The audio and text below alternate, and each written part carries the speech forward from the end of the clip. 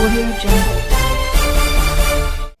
महाशिवरात्र, महान दिवस, सुंदर क्षण, सुंदर दिवस, सुंदर वातावरणात आपण सगळे शिव परमात्म्याची संतान या ठिकाणी एकत्रित झालेले आहोत. काही मिनिट सर्वांनी स्तब्ध होऊन थोडीशी महाशिवरात्रीचं चिंतन, वर्णन ऐकूया.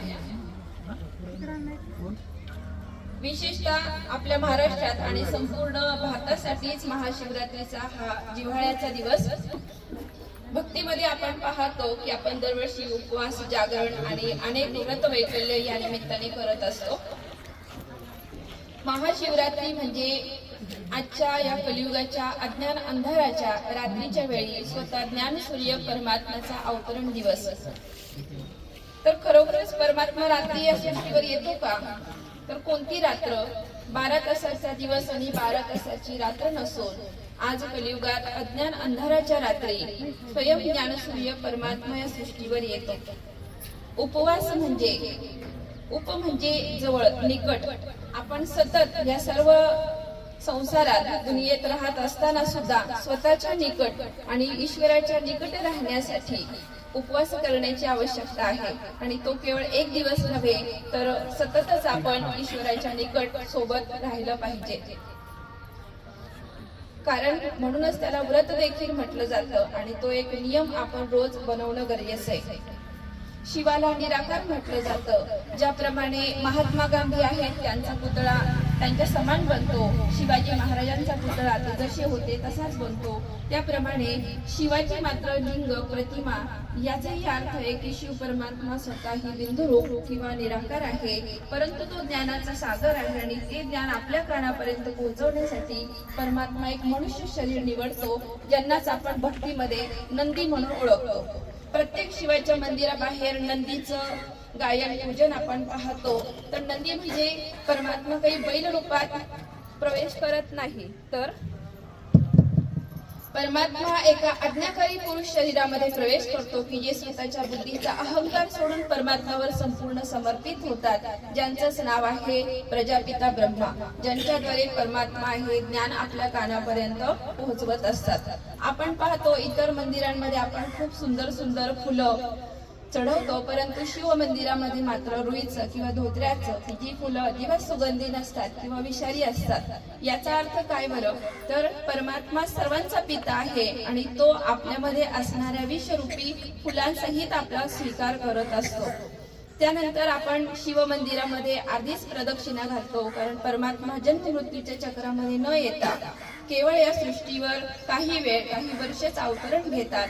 परकाया ब्रह्माच्या शरीरात प्रवेश करून हे कार्य पूर्ण करून आपल्या सर्वांना अज्ञानाच्या अंधारातून सूर्याकडे घेऊन जातात, प्रकाशाकडे घेऊन जातात. ज्याप्रमाणे रात्र संपून दिवस येतच असतो, त्याप्रमाणे निश्चितच ही कलियुगाची रात्र सुद्धा संपणारच आहे. सतयुग होतं, त्रेतायुग होतं, द्वापरयुग होतं, होऊन गेला असं आपण म्हणतो. त्याचप्रमाणे एक दिवस कलियुग सुद्धा होऊन जाणार आहे आणि लवकरच इथे सतयुग येणार आहे. आणि त्या सतयुगाचं ज्ञान किंवा समज या समयाला परमात्मा आपल्याला देत असतो.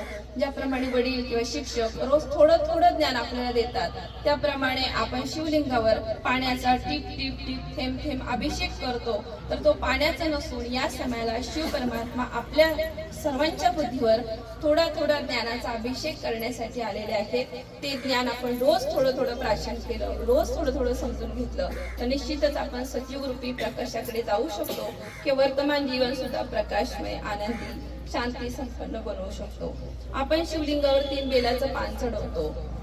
ते 3 बेलाची पानं म्हणजे शिव परमात्म्याची 3 कर्तव्य: स्थापना, विनाश आणि पालना. याची ओळख आहे. ब्रह्माद्वारे स्थापना, शंकराद्वारे विनाश आणि विष्णूद्वारे सतयुगी सृष्टीची स्थापना कशी करायची याची समज या समयाला परमात्मा देत असतो. ज्या समयाला संगमयुग म्हटलं जातं, म्हणजे ज्याप्रमाणे रात्रीतून दिवस येतो त्यापूर्वी पहाट असते, तसंच ही सृष्टी चक्राची अशी पहाट आहे, अशी वेळ आहे की ज्याला संगम वेला, संगम युग म्हटलं जातं. प्रत्येक मंदिरामध्ये प्रवेश करताना मोठी मोठी प्रवेशद्वार असतात, परंतु शिव मंदिरामध्ये जाताना मात्र वाकून झुकून जावं लागतं, एक पायरी खाली उतरून जावं लागतं. म्हणजेच परमात्मा आपल्याला सांगतो किंवा अध्यात्म सांगतो की ईश्वरापर्यंत पोहोचायचं असेल तर आपल्याला आपल्यातला अहंकार, मीपणा सोडावा लागेल आतमध्ये जावं लागेल. ज्याप्रमाणे शिवमंदिर एखाद्या गुहेसारखं असतं, तिथे तुम्ही छोटासा जरी आवाज केला तरी प्रतिध्वनी पुन्हा तुमच्यापर्यंत पोहोचू शकतो. त्याप्रमाणे आपण आपल्या आतमध्ये गेलो तर आपल्या आतला आवाज ईश्वरापर्यंत पोहोचून आपण स्वतःपर्यंत पोहोचू शकतो. अशा अनेक मान्यता की ज्या भक्तीमध्ये शिवरात्रीच्या निमित्ताने आपण करत असतो आणि अशा अनेक सण उत्सव आपण साजरे करतो. पण खरंच ते सण फक्त एक दिवसापुरते असणार का? इतर सगळ्या सण उत्सवांना आपण रंगबिरंगी कपडे छान सजतो, परंतु शिवरात्रीच्या दिवशी मात्र साधारण किंवा शक्यतो सफेद कपडेच परिधान केले जातात. इतर सण उत्सवांना आपण गोड गोड पदार्थ बनवतो, पण शिवरात्रीच्या दिवशी मात्र शक्यतो व्रत असतं. म्हणजे हा सण किंवा हा दिवस आपल्याला अंतर्मुक्तीकडे, तपस्येकडे घेऊन जाणार आहे. मग आपण भक्तीत ऐकलं की शंकरजी भांग प्यायचे, तर ती भांग कुठला नशा नव्हता, तर ईश्वराच्या आठवणीत राहणे हा सुद्धा एक नशा आहे. इतका तो अतिशय सुख आनंद मिळवून देणारा नशा आपल्याला चढतो जेव्हा आपण आत्मा समजून परमात्म्याची आठवण करतो. आणि म्हणून शिवलिंगावर 3 रेषा दाखवल्या जातात. या 3 रेषा आपल्याला तिन्ही काळांची स्मृती किंवा समज येते जेव्हा आपण आत्मा परमात्म्याशी नातं जोडतो. तर अध्यात्म म्हणजे वेगळं काहीच नाही. तुमच्या व्यस्त दिनचर्येत जसा तुम्ही इतरांसाठी, घरच्यांसाठी वेळ काढता, तसा स्वतःसाठी वेळ काढणे म्हणजे खरं अध्यात्म आहे. आणि त्या अध्यात्माचं योग्य मार्गदर्शन आपले सर्वांचे शिक्षक, सर्वोच्च शिक्षक शिव परमात्माच करू शकतात. ज्याप्रमाणे आपण शिवरात्रीवर शिवलिंगावर दूध चढवतो, त्याप्रमाणे खरोखर ज्ञान अमृत आपल्या सर्वांना देण्यासाठी शिव परमात्मा सृष्टीवर आलेले आहेत. जसं की आज आपण ह्या रॅलीच्या उद्घाटनातून गावामध्ये एकेकापर्यंत हा संदेश पोहोचवणार आहे. कारण उद्या सकाळ झाली की मग यांनी उल्हाणा द्यायला नको की आम्हाला थोडं आधी उठवलं असतं तर आम्हालाही सूर्योदय हे ईश्वरीय ज्ञानाचा लाभ घेता आला असता. पण आज आपण फक्त संदेश पोहोचवणार आहोत. उद्या संध्याकाळी, सोमवारी संध्याकाळी 6 वाजता आणि सकाळी 7:30 वाजता सर्व बेल्हेवासियांना मेडिटेशनचा 7 दिवसाचा कोर्स करण्याची जो विनामूल्य आहे पण प्राप्ती अमूल्य करून देणार आहे. तर त्यासाठी तुम्ही अर्धा ते पाऊण तास आराधना जैन हॉलमध्ये हा कोर्स, साप्ताहिक कोर्स आयोजित केलेला आहे. तर तुम्ही स्वतःही, जेवढे ग्रामस्थ उपस्थित आहे, स्वतःही या आणि तुम्ही तुमच्या परिचित आजूबाजूच्या लोकांनाही हा संदेश द्या. कारण असं म्हणतात, आता नाही तर कधीच नाही. जेव्हा तुम्ही हे ज्ञान घ्याल तेव्हा तुमच्या लक्षात येईल की सतयुग रूपी दिवस यायला फार थोडासा समय आहे आणि म्हणून हा समयही आपल्या हातातून जायला नको. आजची ही रॅली साधारण नाही तर तुमच्यासाठी खूप मोठी लॉटरी आहे. कारण बेल्हे गावचं वैशिष्ट्य असं आहे की ते 7 शिव मंदिर आहे.